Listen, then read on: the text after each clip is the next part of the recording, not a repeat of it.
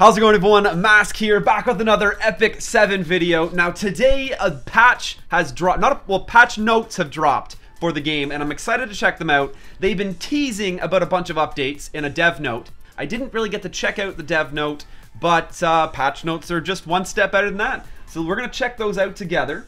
Let's jump over to them now. Alright, we got an update. It's November 28th, Wednesday. That's today. Here's the update content. The new heroes, Diene and Bask, have arrived. And yes, I had to look up how to pronounce Diene. And it's Diene Saint of Azera. Diene Saint of Azera. Diene Saint of Azera. It's Diene. It's Diene. Diene Saint of Azera. Is Azera's saint, Diene, recipient of the goddess revelation, the leader who brought Orbis's people to victory, is here. Say hello to the girl who would later become the queen of Azera. Soul Weaver. Ice. So Ice is our first 5-star Ice Soul Weaver, I believe. We have Angelica, who's a 4-star Ice Soul Weaver currently. The Saint Diene, Saint of Azera, received the goddess's divine revelation and fearlessly led the world to victory against the Archdemon, even without the heir of the Covenant. Later, she became Azera's queen. Skill introduction. Diene, Saint of Azera, is an Ice-type Soul Weaver that protects her allies through use of buffs and barriers. Buffing, that's actually perfect, so that fits on your team. She's not a healer, so could fit in a team as more of a support character. Diene skills Saint's Prayer increase the attack and critical hit resistance. Attack and critical hit chance would have been too great. Way too good. Of all allies for 3 turns. A 3-turn attack buff though is nothing to be to ignore. By increasing the crit resistance, you can avoid taking heavy damage. Yeah. Blessing of the Goddess covers all allies with a barrier for 2 turns before dispelling one debuff. So a cleanse and barrier, that's pretty great.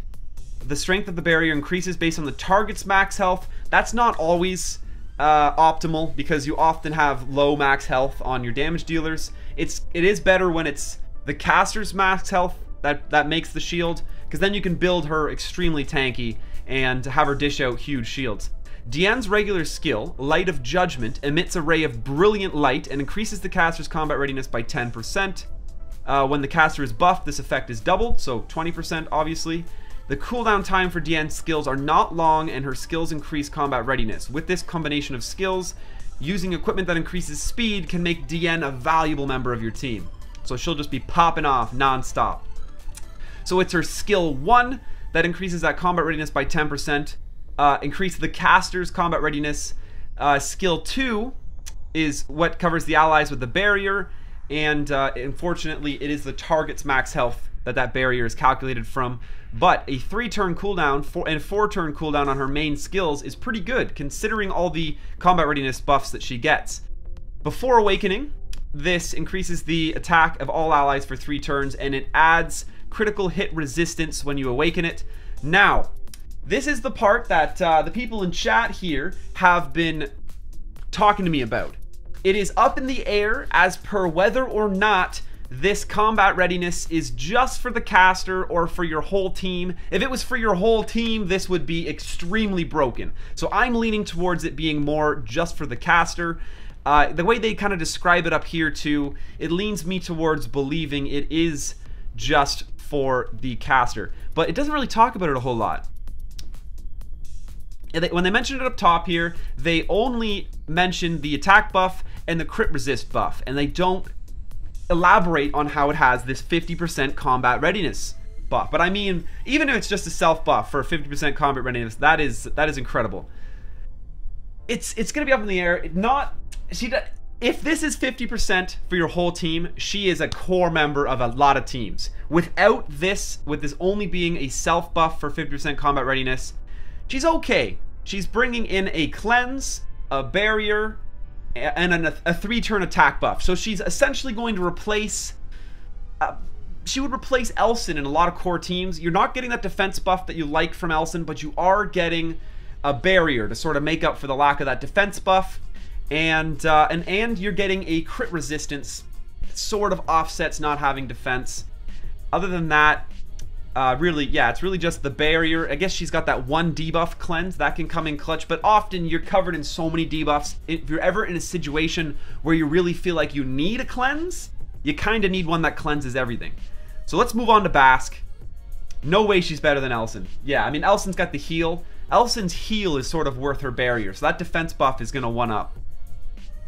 If this combat readiness is 50% team-wide, so let's check out Bask. Bask is a 3-star Ice Knight with no particular religious faith and wishing solely to become stronger. He joined the Order of the Sword. His only goal is to have his name remembered by future generations as a powerful knight, and he cannot understand anyone who dies in the service of faith or personal beliefs. Receive the hero Bask by playing the side story Eulogy for a Saint. So, wait, new side story. Is that the banner that's being advertised already? We've seen it in game? His. Yes, his. It says his. His only goal is to have his name remembered. Yo, it's they don't call it epic trap 7 for nothing. That hair though. It is fabulous hair. I don't know what you mean.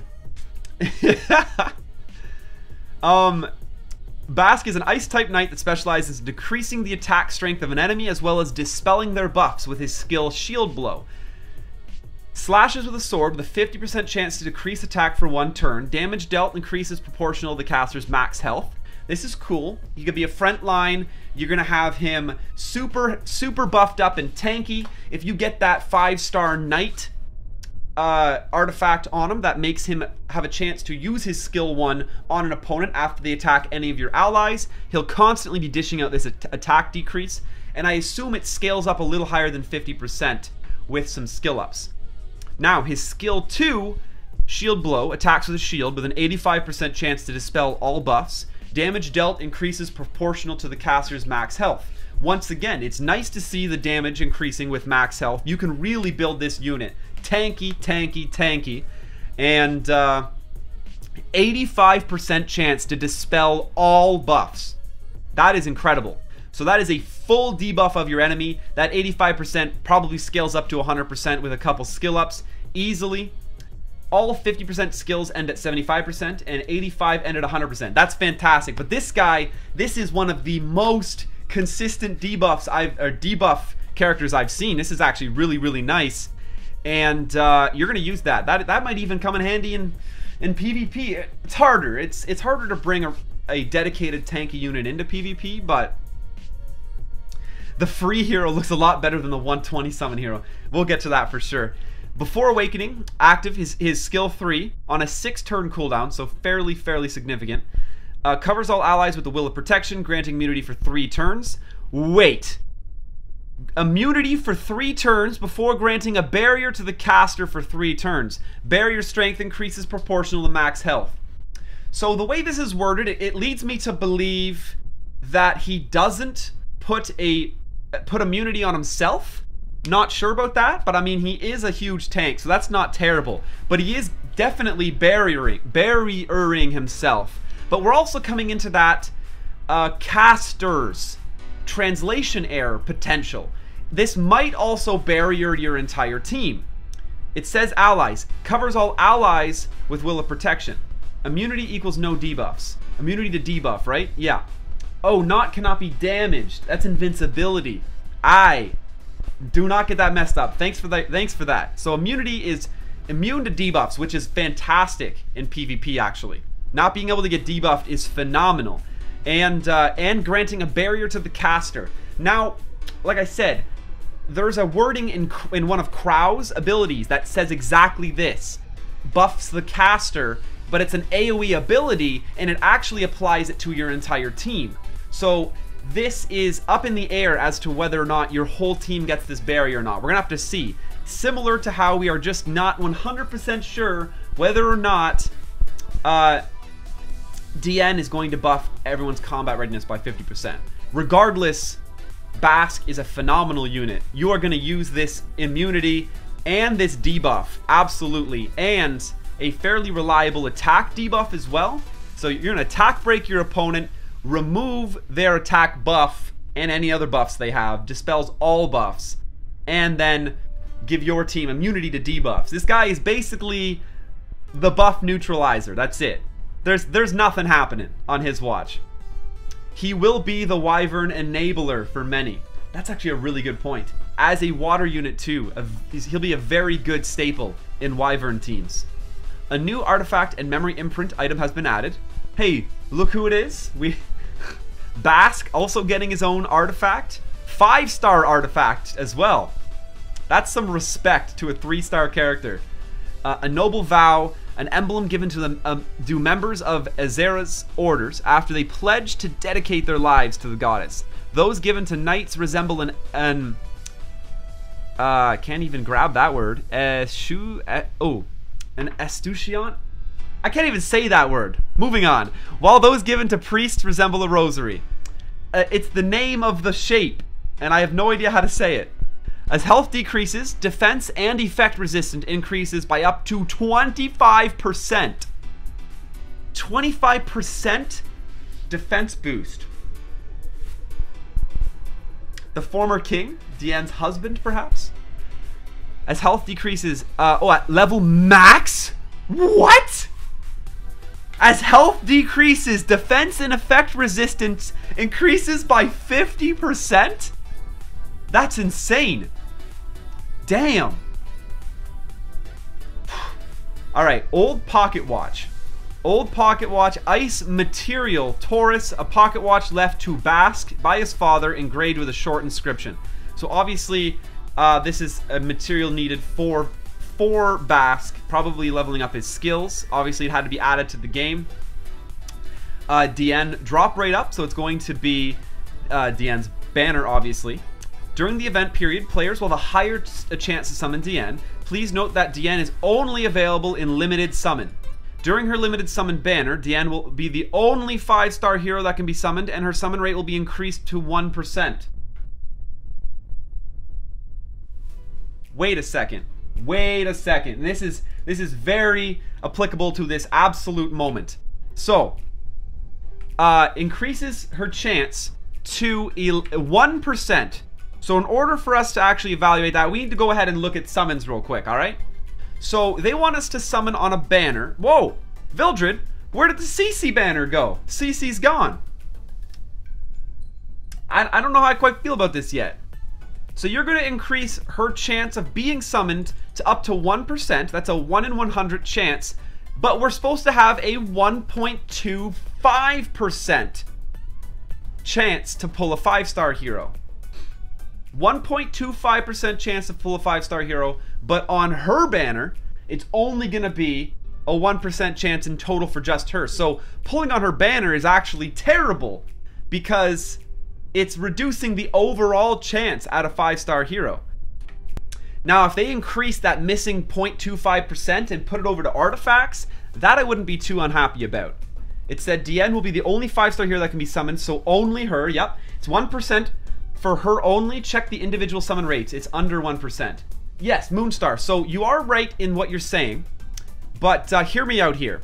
So, individual summon rates for any 5-star is way less than 1%, yes, but the overall chance to pull any 5-star hero, adding up all the 5-star rates, is 1.25% chance. So pulling on this Diene banner is going to have a decreased chance of getting a 5-star hero at all. That's all that I'm pointing out and sort of complaining about, you could say. I would really like to see that 0.25% chance moved over into the 5-star artifacts. 5 stars are so rare, and I have such a gotta collect them all mentality that I'd really like to see the 5-star rate staying up there. I just want to pull 5 stars. I don't even care what they are. I want them all. But that's going to be it. So her banner, she's the only 5-star hero that can be summoned from her banner, and it sounds like it's the only way you can get her. That's the other thing you got to consider. After the event is over, this hero will not be added to Covenant Summon. After the event, the artifact Noble Oath will be added to the Covenant Summon. Okay, good to know. Schedule. This patch is going live tomorrow on November 29th after the maintenance. I'm not going to try to figure out what KST is. guaranteed summon system. The guaranteed summon system is being introduced finally. They were hinting about it in the dev notes.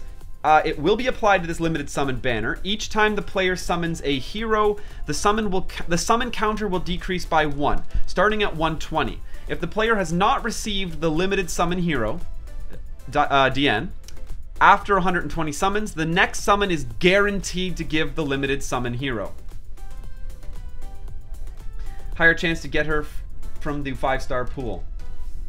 The 1% is you have higher chance of getting her from the 5-star pool.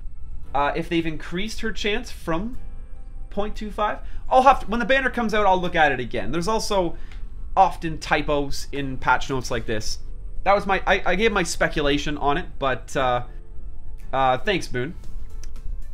If the player has not received a limit summon for 120 summons, the next summon's guaranteed to give her. If the player receives the featured hero before reaching 120 summons, the summon counter is reset.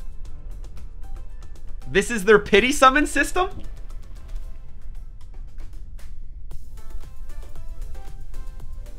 Are you kidding me? Sir, you've done 120 summons on this banner. You've single-handedly earned yourself a Moonlight summon just by doing summons on this banner. Here's Diene? That's not pity. That's like, holy crap, our rates are terrible. For the love of God, don't hate us. Here's Diene. You've pulled 120 times. A pity summon is like, hey player, you pulled 40 times on our banner. I know that cost you a lot, and you probably really wanted Diene. Here's Diene. Like, thanks for pulling 40 times. Or even 50 times, okay? 50 times, I would still be like, I don't really want to do 50 summons on your banner, but I mean, at least I'm getting the character after 50 summons. But 120 summons, it's like, hello, giant whale. You really deserve this. We don't want to piss you off, so you still keep spending money on our game. Here's Diene. Please do it again. We'll give you another one. Guaranteed. 120 summons.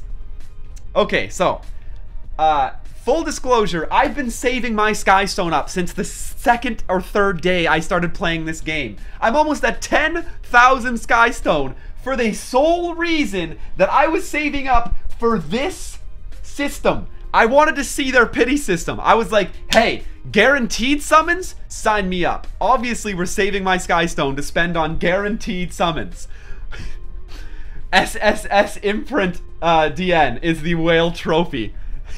But for real, 120 summons, that's a joke. That is a serious joke. Nobody's doing 120 summons unless you're an absolute whale. And at that point, it doesn't matter because you're going to pull her anyway. Like, 'cause you're just going to keep pulling until you get her.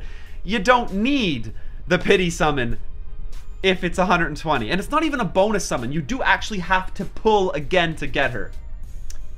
Whew.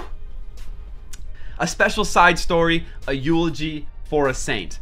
Set 20 years in the past in the midst of an archdemon war is Diene's story. Find out what happened to Diene and the other heroes in this side story. I'm actually really, really excited for this. And I need to slow down and actually partake in these stories.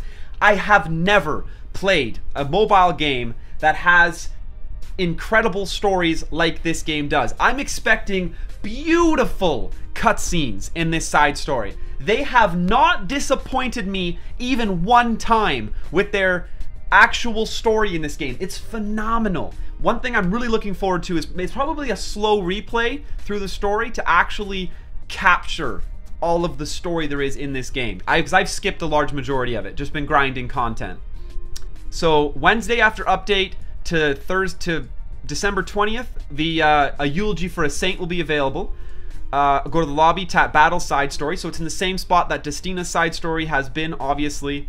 Eulogy for a saint will be available for 3 weeks. During the event, players will be able to receive event currency, which can be exchanged for other items. Additionally, players will be able to receive a variety of items for completing quests, achievements, and region rewards. In the midst of the Archdemon War, with no response from the goddess goddess or the heir of the Covenant, Saint Diene searches for a purpose in what may be the final world. The following heroes receive benefits when used in Diene's side story. This looks like Diene, and this looks like Bask. Oh, it says right here. Attack health 30% increase, Crow, Angelica, Vildred, and Gunther. Nice. This will be a great opportunity for me to level up my Angelica, because she'll be super boost. I don't own any of the other characters. During the first 2 weeks, players will be able to clear stages 1 to 19. On the third week, players will be able to clear stages 20 to 30. World difficulty will become available once the players complete 6 Greenwood Fortress and 14 White Knight Tower. Some quests will become available after completing preceding achievements. Within the side story, a Eulogy for a Saint, there are special defense stages. On these stages, you must stop waves of monsters from coming. That is sweet! Honestly, I'm just... Aside from that horrid pity system they're introducing, which, you know what? At the same time, I could take a step back from my criticism of the pity system and say, at least it's there. I'm actually fairly content with the summoning in this game. I like how rare the summons are being maintained. I do like that it has that... Everyone is not just getting every character. I played a ton of Knights Chronicle and everyone just pulled every fresh character off every banner all the time, and that is just so incredibly hard, incredibly harder to do in this game that there's so much uniqueness of people's teams.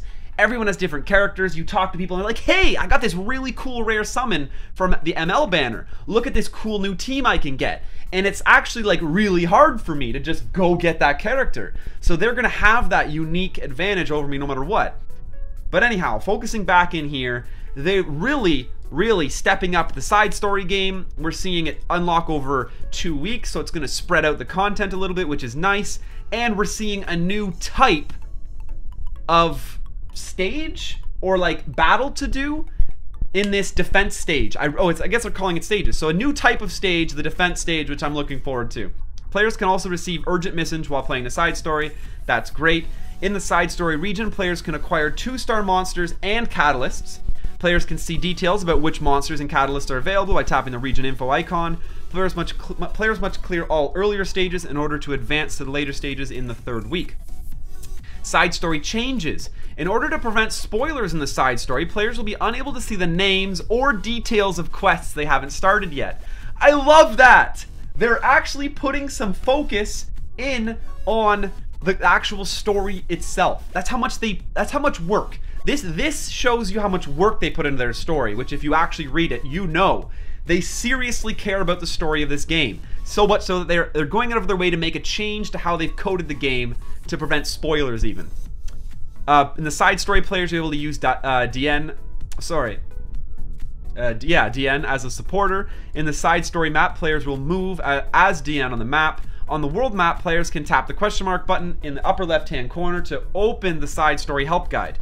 Locked quests. Quests branching from 6 and 14 require the player to complete the preceding achievements before proceeding. The preceding achievements before proceeding. Those are very similar words. Players will be able to find details about preceding achievements from quest, reputation, and the gauge on the world difficulty map. Achievements can also be achieved in the world difficulty stages. If you are confident with your team, please challenge the world difficulty. Try out the locked quests after clearing all the connected stages and achievements.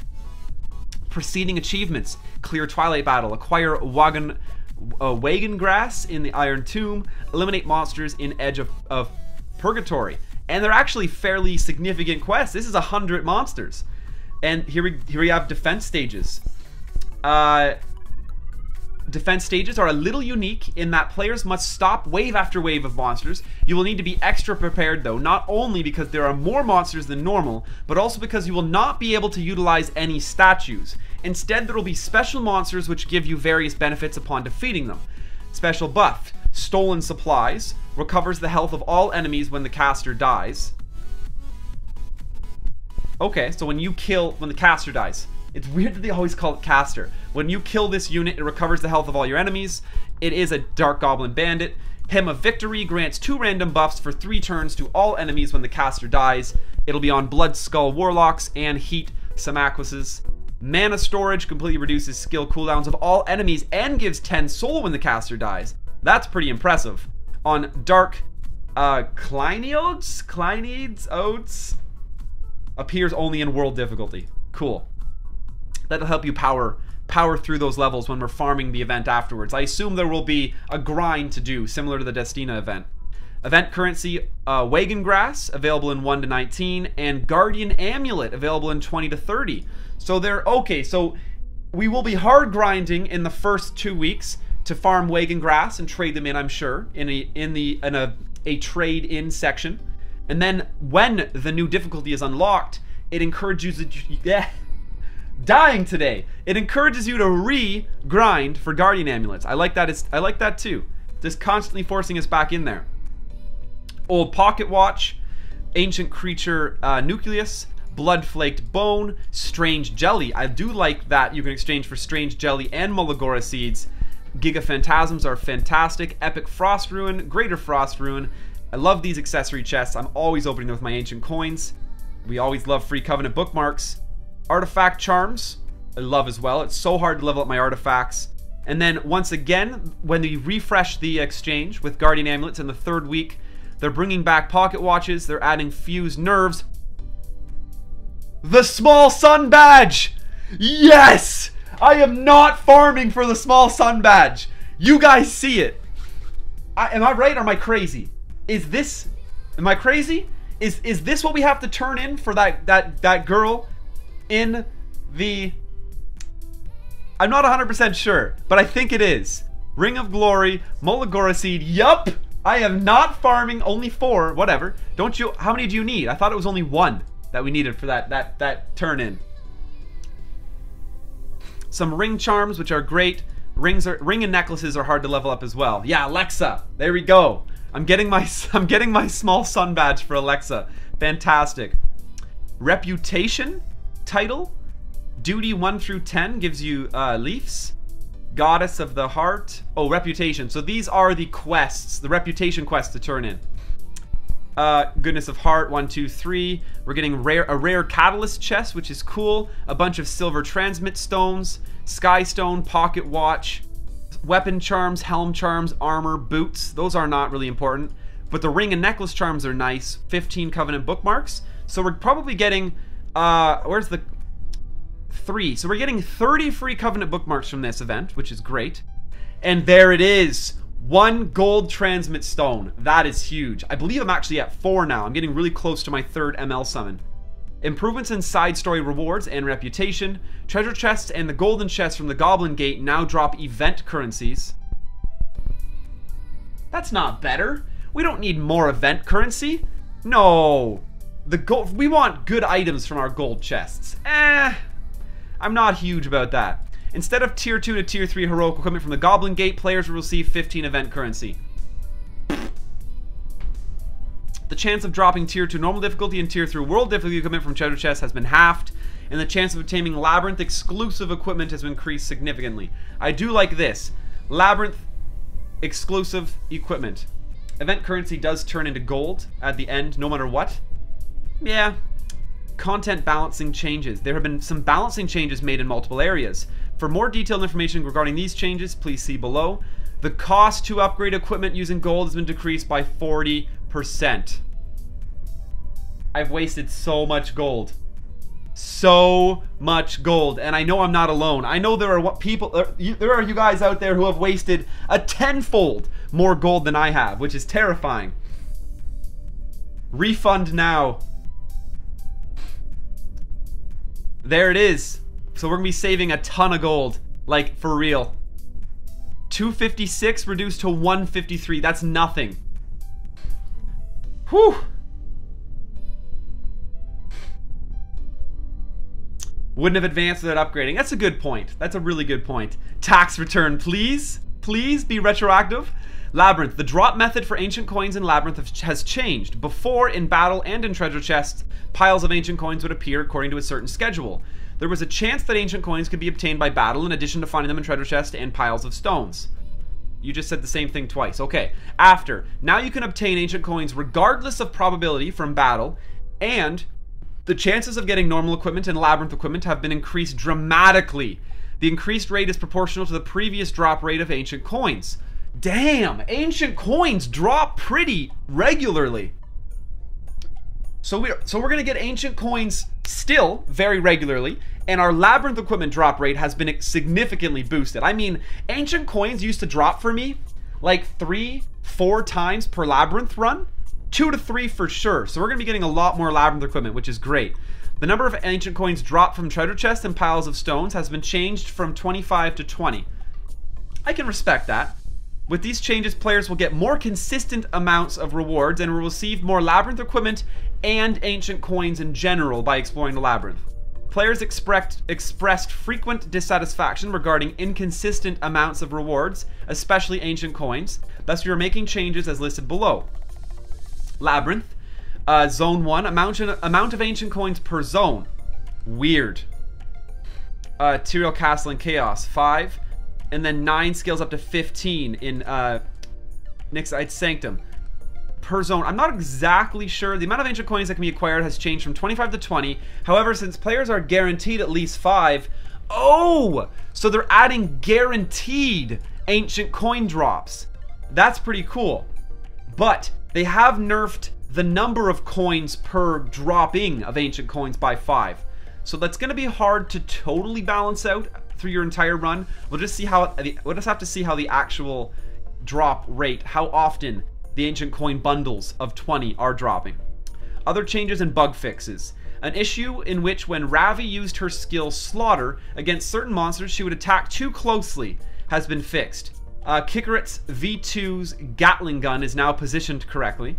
Artifacts, the 5-star artifact Elbrus Ritual Sword's text now displays correctly. Oh, I have that artifact, so I'm gonna have to go check that out. Mind you, that's not until the patch happens that update will be made. If an ally is killed in battle, they will now properly show injuries upon entering another battle during adventure mode. An issue in which a change did not occur despite players changing the difficulty settings has been fixed. An issue in which the team was not selected was placed into battle. This is a really annoying issue, and I know many of you have run into it. You would pick the right team, you would go into battle, and it would be the wrong team that you selected, and it could seriously screw you over because you don't get your stamina back sometimes, depending on what you're going into. Not to mention PvP. Hello? People were going into PvP with their fodder teams, and that was the worst. That would cost you PvP points, you'd lose your flag. This was a horrible bug. And I'm really impressed with a fast, effective fix. The combat readiness bar in battle has been improved so that players can more easily see whose turn it is. I do like that. The bar is kind of weird. I don't know. It's tough. The auto battle button now responds to taps correctly. Thank you. The auto battle button was really weird too, I will admit. A feature has been added in which players can check how much currency, gold, stigma, etc. they have earned after the battle. Players will no longer be returned to the main lobby upon closing the quick menu in the battle menu. Thank you. Players must tap and hold on skill icons longer to see descriptions. I'm okay with that. An issue in which on levels 9-10 of the Wyvern Hunt, 9 to 10, the Wyvern would not do an extra attack when Chloe used her skill Magic Nail has been fixed. Wait, what? An issue in which on levels 9-10 of the Wyvern Hunt, the Wyvern would not do an extra attack when Chloe used Magic Nail has been fixed. My Chloe! My Chloe! What? Oh, okay. Oh, you know what? No, that's fine. If it's proper text, I'm totally behind that. So Chloe is still needed. Gotcha. Whew. Whew. We're good. On stage 10-4 of the adventure, the boss Ravi's skill counterattack has been fixed so that it now applies properly. I'm down with that. The NPC teams in the arena, normal, increase in difficulty upon being defeated by the player. After the patch, the issue where, even if the player was defeated, the NPC's level increased has been fixed. The arena NPCs increase in difficulty upon being defeated by the player. After the patch, the issue where even if the player was defeated, the NPC's level increased has been fixed. Okay, so if you lost against the arena NPCs,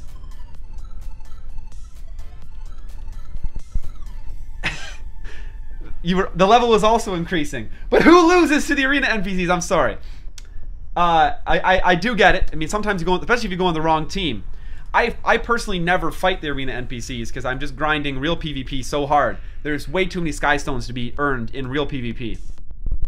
The issueware and dispatch missions, the bonuses, experience reward of all missions increased by 6%, and the gold reward of all missions increased by 6%, were not applied properly has been fixed.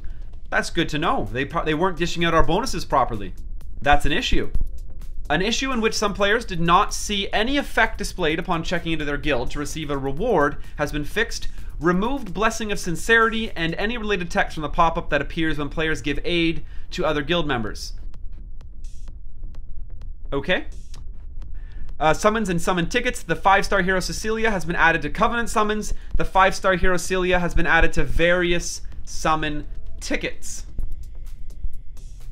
Like the guaranteed 4 to 5-star ticket, I guess. That's what that means. I'm down with that. In the secret shop, the hero detail screen, the icons and the tooltips which appear when tapped have been moved as to not be obscured by your finger. Content in the tooltip has been increased in size to make reading more comfortable. The speech bubbles have been changed so that it's easier to tell who is speaking. The hero recovery tutorial image has been changed. Added extra information which explains the following terms: increased critical hit damage and increased critical hit resistance. An issue in which enabling disable summon notices and settings still allows summon notices to be displayed has been fixed. I still leave my summons there. I like being trolled non-stop by people getting good pulls. I don't know, it just makes me feel equally good and terrible about myself at the same time. The error occurring for some players when entering the shop by tapping the back button on the upper left corner has been fixed. Okay. An issue in which the text of the enhance and promote button was not correctly aligned with the hero sitting on the right has been fixed. Cool. Clearing the last stages of any battle content will now display completed. Added text about the purification reward to the Abyss UI, which will only appear when the player has not yet cleared the first floor of the Abyss. In the window before battle when selecting a Guardian, and tapping back in the combat ready screen, select a Guardian and view the details, and then tap the back button. The UI would not close in the order it was opened, has now been fixed. I'm loving these. These are quality of life buffs. This is them not just pushing out new content to try to make their game more popular and draw more people in, but quality of life buffs really focus on the people already playing your game. Because obviously new players don't know what you're changing anyway. But I like to see them focusing in on just little bug tweaks here and there that really aren't necessary in the function of the game. They just make our overall enjoyment better. An issue in the secret shop where certain items sometimes displayed as grayed out has been corrected, and the length of time players must tap and hold the skill icon during battle to see the skills has been changed. Increased. They already mentioned that above. And that is the patch. The big things, obviously, new characters being introduced. Keep your eyes peeled for Bask. Bask looks very good. Is going to be a huge staple in Wyvern runs for a lot of people. In fact, this probably is going to push me way further in Wyvern. I've been needing a front line for my Wyvern team. I mean, it's now going to be Bask, probably Angelica, and then Chloe, and then I don't know who my last one is. Obviously, I need a debuff applied still, a second debuff for 9-10. We'll look at that later. But Diene here, she's okay. She's okay. I don't know if I'm diving headfirst into a banner where I can only get her and no other 5-star heroes. I really don't know. We're up in the air. I'm gonna have to take a closer look at her skills and see her in action and see that skill 3 in action before I consider possibly committing to her. They have introduced the pity summon at 120. Good luck with that. And yeah, stay tuned. The update should be going live. Some of this stuff's introduced later today, and then the patch is coming on Thursday, which is going to be great. But that is the patch. Thanks a lot for enduring this video. It was a little on the long side, but there was a lot of stuff to go through. I am seriously, for their first big patch, very impressed with Epic 7. They're doing a great job. They touched on a lot of different spots I like. New content, patching up old content, and yeah, looking forward to it.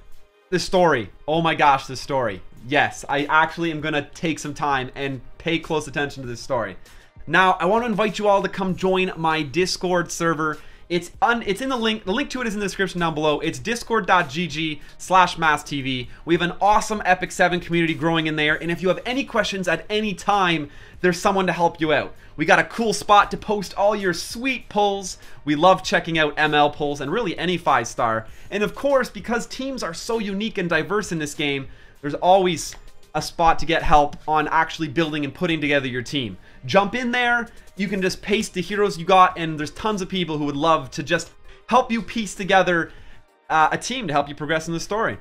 You also got my Facebook and my Twitter down there as well. That's how you're going to know when I'm going live and streaming. I recorded this video when I was live, and you can get into this box above my head here just by typing in my Twitch chat while we're streaming. So say hi, everyone. That's going to do it for today, though. Thanks again for checking out this video. Make sure to smash that subscribe button. And of course, chat's got me covered here. Stay classy.